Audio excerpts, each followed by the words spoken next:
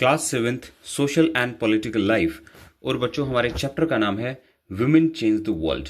तो इस वीडियो में हम इस चैप्टर के एनसीईआरटी क्वेश्चन आंसर्स डिस्कस करेंगे। हमारा फर्स्ट क्वेश्चन है, how do you think stereotypes about what women can और can not do affect women's role to equality. आप क्या समझते हो कि वुमेन के बारे में ये जो स्टीरियोटाइप्स समाज रखता है, सोसाइटी ये जो स्टीरियोटाइपिंग रखती है कि वुमेन क्या कर सकती हैं और वो क्या नहीं कर सकती, तो ये वुमेन के राइट टू इक्वालिटी को कैसे अफेक्ट करता है। ठीक है, तो ये बात हमको बतानी है। Now let's see the answer. So कैसे उनकी इक्वालिटी इस स्टीरियोटाइपिंग की वजह से अफेक्ट होती है। Now see these all the points. First point है, इस स्टीरियोटाइपिंग की वजह से वुमेन जो हैं वो इंफीरियर समझी जाती हैं, मेन से उनको कम समझा जाता है। ठीक है। पॉइंट नंबर 2 में, इस वजह से, इस स्टीरियोटाइपिंग की वजह से उनको क्वालिटी एजुकेशन नहीं मिलती। ठीक है, उनको कुछ लोग स्कूल नहीं भेजते। राइट। इसी स्टीरियोटाइपिंग की वजह से लोग ये मानते हैं, समाज ये मानता है कि वुमेन में जो है, लड़कियों में जो है, वो टेक्निकल स्किल नहीं है और कुछ इस तरह की प्रोफेशन जैसे कि इंजीनियरिंग हो गई और जो साइंटिस्ट हो गए, तो इस तरह के प्रोफेशंस में वो नहीं जा पाती। और समाज ये मानता है कि they are good for teaching and nursing professions, that's it. Right. और क्या होता है, this stereotype about which profession they can और can not pursue hinder their right to equality. Right. तो इक्वालिटी के राइट को इस तरीके से हिंडर करता है और जब वो काम करती हैं तो वहां पे जॉब पे उनको कम जो है सैलरी मिलती है, they are paid less than man. ठीक है। और पॉइंट नंबर 6 देखो, नॉट गिवन प्रॉपर केयर। जब वो बच्ची होती हैं, घर में होती हैं, तो उनको proper care, proper love, proper affection नहीं मिलता। राइट। किसकी वजह से? इसी स्टीरियोटाइपिंग की वजह से। तो ये जो स्टीरियोटाइपिंग है वुमेन के बारे में कि वो क्या कर सकती हैं और क्या नहीं कर सकती, तो ये उनके इक्वालिटी को पूरी लाइफ काफी हद तक उस पर खराब असर डालता है। राइट। अगला क्वेश्चन है हमारा, list one reason while learning the alphabet was so important to women like रस सुंदरी देवी, रामाबाई एंड रुकैया। तो चिल्ड्रन, ये चैप्टर जब हमने पढ़ा था ना, तो इसमें हमने कुछ विमेन के बारे में पढ़ा था। किन किन के बारे में पढ़ा था? जैसे कि रस सुंदरी देवी, पंडिता रामाबाई और रुकैया सखावत हुसैन के बारे में। तो क्वेश्चन में ये पूछा गया है कि इन विमेन के लिए पढ़ना लिखना बहुत ज्यादा जरूरी क्यों था। List one reason why learning alphabet was so important to this women. है ना, क्यों जरूरी था इनके लिए? तो इन्होंने सिर्फ एक रीजन पूछा है, लेकिन हम आंसर में कई सारे रीजन बताएंगे। राइट, ताकि ये बात अच्छे से समझ में आ जाए। तो इसलिए उनके लिए पढ़ना जरूरी था, इसलिए इंपॉर्टेंट था कि पहली बात, उस लर्निंग अल्फाबेट ने, उस पढ़ाई ने इनको क्या किया? एम्पावर किया। ठीक है। So learning the alphabet empowered them to express their personal experience through writing। तो क्या इंपावरमेंट मिली उनको कि वो अपने पर्सनल एक्सपीरियंसेस को राइटिंग के जरिए जाहिर कर पाई, एक्सप्रेस कर पाई। राइट। सेकंड पॉइंट देखो, the ability to grasp the alphabet served as fundamental tool that enabled these women to narrate their stories. ठीक है, हालांकि पहले वाली बात जैसी बात है, ये भी थोड़ा शब्दों का फर्क है। ठीक है। तो वो अपनी जो कहानियां जो थी ना, वो ऑटोबायोग्राफीज के जरिए जो है, लेटर्स के जरिए उन्होंने उनको पेन डाउन किया, वो उनको एक्सप्लेन कर पाई, नरेट कर पाई। राइट। तो अपनी जो दास्तां थी, अपनी जो कहानी थी, जो जो उन्होंने सहा, वो सब उन्होंने लिखा, समाज को बताया। Prior to acquiring literacy they face challenges in communicating their own voice which were often suppressed.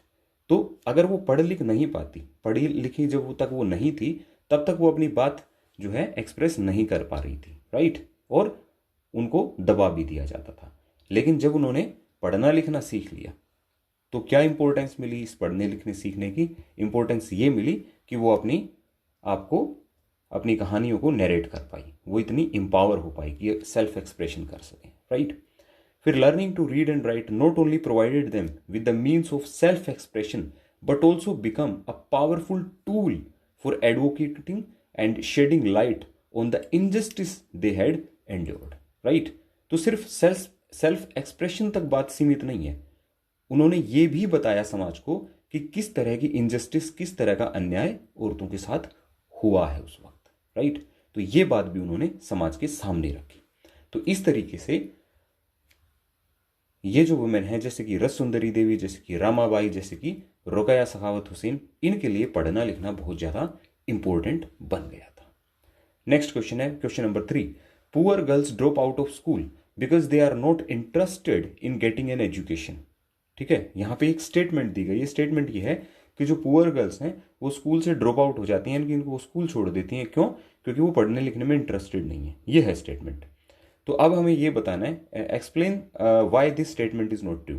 तो आपको ये बताना है कि ये स्टेटमेंट ट्रू क्यों नहीं है। पेज 62 पे एक पैराग्राफ है, उसको पढ़ना है और ये बताना है कि ये स्टेटमेंट गलत है।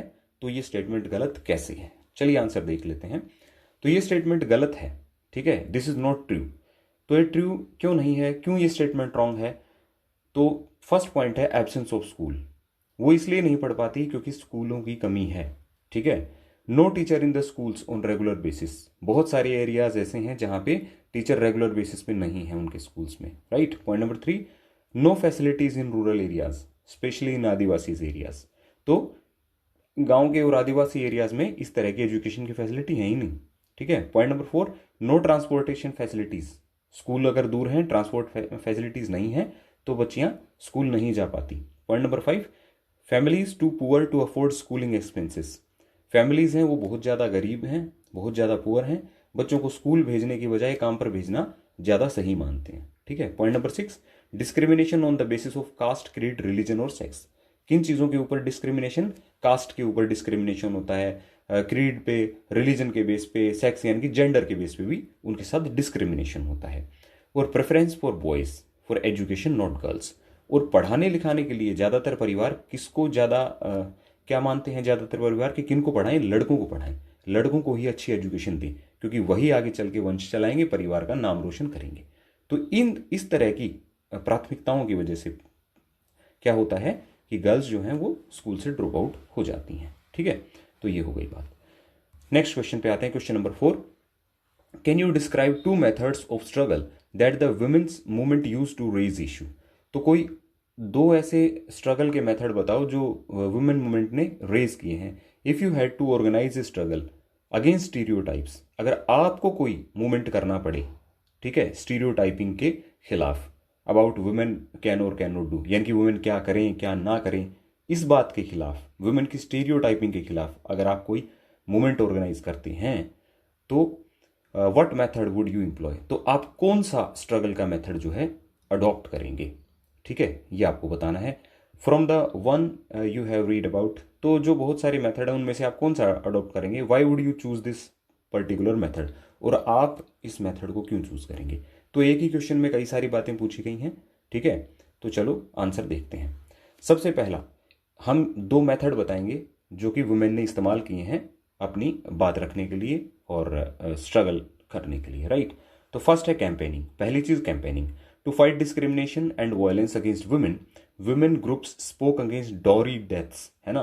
तो डॉरी डेथ, दहेज के लिए जो हत्याएं होती हैं, उनके खिलाफ वुमेन ने क्या की?